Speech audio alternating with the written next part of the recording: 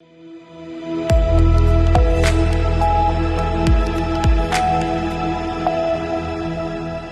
के बाद रुक करेंगे मध्य प्रदेश बुलेटिन की ओर, जिसमें बात होगी नालचा की, जहां नालचा में अवैध रूप से ले जाए जा रहे शराब से भरे हुए स्कॉर्पियो वाहन को आबकारी विभाग की टीम ने पकड़ा।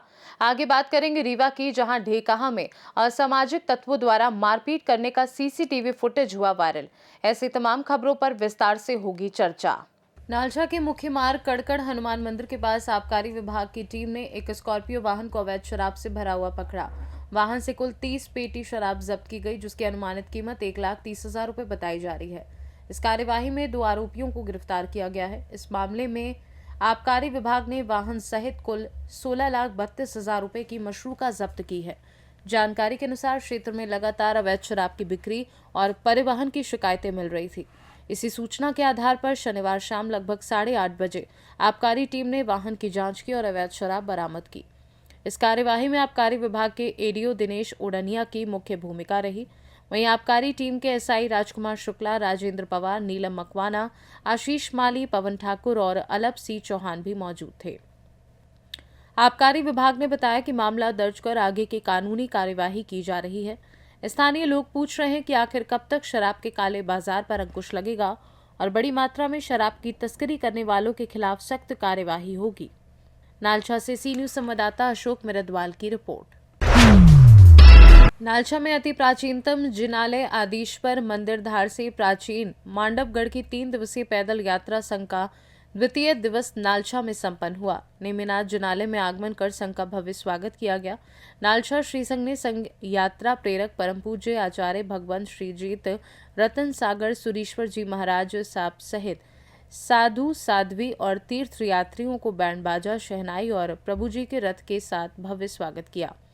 वरघोड़ा शहर के प्रमुख मार्गों से यात्रा निकाली गई और शहरवासियों ने जगह जगह ऐतिहासिक स्वागत कर आचार्य के दर्शन वंदन किए।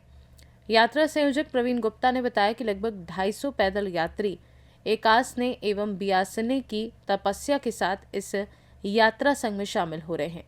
संघ की दिनचर्या में प्रातः 4 बजे उठकर अतिक्रमण, सामयिक आदि कार्य संपन्न कर लगभग 12 किलोमीटर पैदल यात्रा की जाती है। अगले दिन ये यात्रा मांडवगढ़ महातीर्थ पहुंचेगी, जहां संघ लाभार्थी परिवारों का संघ मालका कार्यक्रम आयोजित होगा। नालचा में प्रातः स्वामी वात्सल्य का लाभ नालचा निवासी सुरेंद्र कुमार, केशर मलजी लोड़ा जैन परिवार ने लिया। पालित यात्री संघ समिति के प्रवीण गुप्ता, अनिल जैन, विनय गुप्ता, रोहित नाहर, पंकज बागरेचा आदि ने धार श्री संघ के अध्यक्ष श्री वर्धमान जी सुराना की उपस्थिति में आचार्य श्री का शॉल और श्रीफल से सम्मान किया। नालचा से सी न्यूज संवाददाता अशोक मिरदवाल की रिपोर्ट। रीवा में सिविल लाइन थाना क्षेत्र के ढेका में असामाजिक तत्वों द्वारा मारपीट का सीसीटीवी फुटेज सोशल मीडिया पर वायरल हो गया है। वीडियो में दिखाया गया है कि स्थानीय इलाके में नशे के कारोबार में लिप्त कुछ लोग आम नागरिकों के साथ मारपीट करते नजर आ रहे हैं।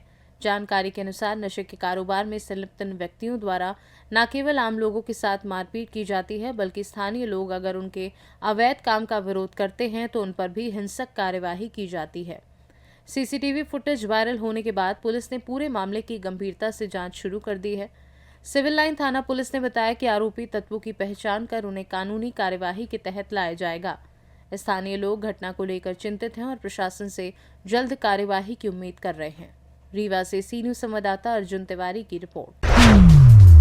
रीवा जिले की होनहार बेटी 25 वर्षीय ओशन सिंह सोलंकी ने पहली ही कोशिश में सिविल जज की परीक्षा उत्तीर्ण कर सबको चौंका दिया है। अपनी प्रतिभा, कड़ी मेहनत और सच्ची लगन के बल पर ओशिन ने ये बड़ी उपलब्धि हासिल की है, जिससे पूरे रीवा में खुशी की लहर है। ओशिन सिंह सोलंकी के पिता दल बहादुर सिंह सोलंकी पेशे से क्रिमिनल लॉयर हैं, जबकि उनकी माता पुलिस लाइन में एसडीओपी के पद पर पदस्थ हैं।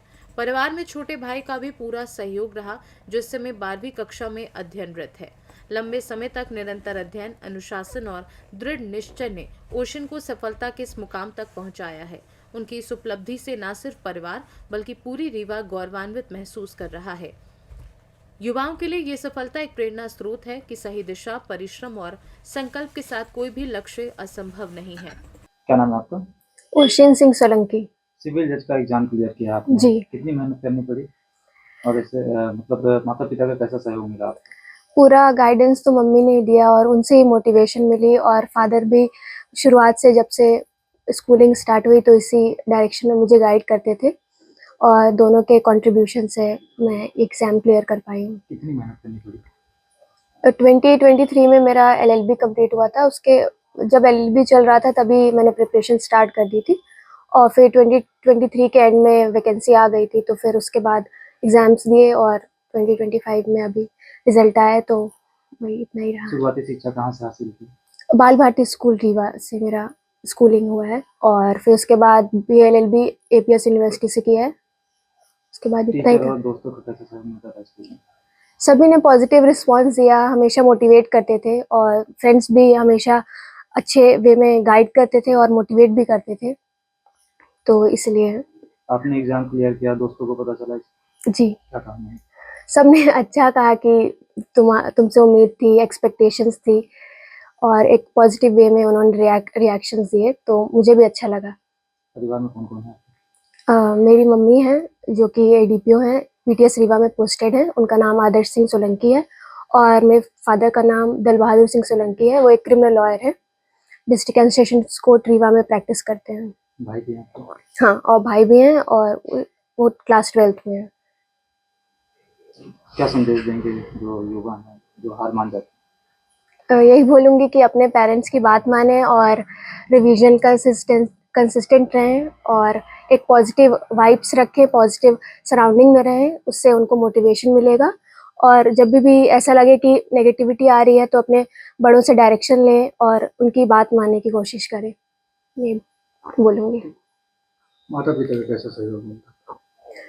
उन्होंने तो हमेशा से इसमें ही मुझे गाइडेंस दी और मेरी मदर अपनी पढ़ाई छोड़कर वो मुझे ज़्यादा पढ़ाने लगती थी और उन्होंने बहुत मोटिवेट किया। जब भी मैं सोचती थी कि मेरा नहीं हो पाएगा, तो वो मुझे मोटिवेट करती थी एक पॉजिटिव वे में। इसी तरह से उनका कंट्रीब्यूशन पढ़ाई रहा। कितने घंटे करती थी और मोबाइल कितने यूज़ करती थी? ऐसा तो कुछ है नहीं क्योंकि मेरे पास सिर्फ़ एक ही काम था, पढ़ने के अलावा कोई काम नहीं था, तो पढ़ाई ही करती रहती थी और जितना ज़रूरी होता था तो फिर मोबाइल फ़ोन भी यूज़ कर लेती थी। कितने घंटे की पढ़ाई करती थी? ऐसा स्पेसिफिक घंटे का कोई वो नहीं है, सबका अपना रूटीन होता है, उसको ही मैंने फ़ॉलो किया। कौन कौन से पेपर दिए हैं आपने? ये मेरा फर्स्ट अटेम्प्ट था, तो ये सिर्फ़ यही दिया, उसके बाद तो इसका रिज़ल्ट आ गया, तो फिर आगे देने की ज़रूरत नहीं पड़ी। एमपी जुडिशियल सर्विस का ही मैंने सबसे पहले एग्ज़ाम दिया, जैसे ही ग्रेजुएशन कंप्लीट हुआ। कौन सा रैंक है? 17th रैंक है। ग्रेस में? ठीक है, हाँ। ठीक है। जी, जी। बेटी ने बड़ी उपलब्धि हासिल की है, कितनी खुशी हो रही है? बहुत, जैसे सभी पेरेंट्स को होती है, मुझे भी हो रही है। पढ़ाई में कैसी हैं? बहुत ही शानदार, बचपन से बहुत मेधावी छात्रा रही हैं ये और मुझे हमेशा से पता था कि अगर इनको मैं सही रास्ते पर सही गाइडेंस दूंगी तो ये बहुत अच्छा करेंगी और उन्होंने कर दिखाया वो चीज़ जो मैंने सोचा था। कितना सपोर्ट किया आप लोगों ने? जैसे सारे पेरेंट्स सपोर्ट करते हैं अपने बच्चों का, वैसे ही हमने भी किया है। चूँकि मैं खुद अभियोजन अधिकारी हूँ, मैंने खुद तैयारी की है, तो मुझे लॉ का नॉलेज था, तो मैं लॉ के फील्ड में इनको जितना भी सपोर्ट चाहिए था वो मैंने किया है। बाकी जो मेहनत होती है इन्होंने खुद किया है। पास आउट करने वाली सबसे कम उम्र की बच्ची हैं। जी, इसके लिए क्या करेंगे? बस अभी कम आयु में इनका सिलेक्शन हुआ है तो निश्चित रूप से इनको और भी ज़्यादा अच्छा रहेगा क्योंकि सीधे रास्ते में है और यहीं से उनको जो ट्रेनिंग वगैरह मिलेगी तो बढ़िया करेंगी ये और अपना जैसा अभी तक इन्होंने किया है आगे भी जो भी इनको काम दिया जाएगा उसको अच्छे ढंग से करेंगे, ऐसा मैं विश्वास करती हूँ। नाम बताइए। मेरा नाम आदर्श सिंह सोलंकी है। मेरा पद जो है अभियोजन अधिकारी का है। मैं 2015 बैच की अभियोजन अधिकारी हूँ और मेरा जो पदस्थापना है वो पीटीएस रीवा है। रीवा से सी न्यूज़ संवाददाता अर्जुन तिवारी की रिपोर्ट। मध्य प्रदेश बुलेटिन में फिलहाल के लिए इतना ही। देश दुनिया की बाकी खबरों को जानने के लिए आप देखते रहिए सी न्यूज़ भारत।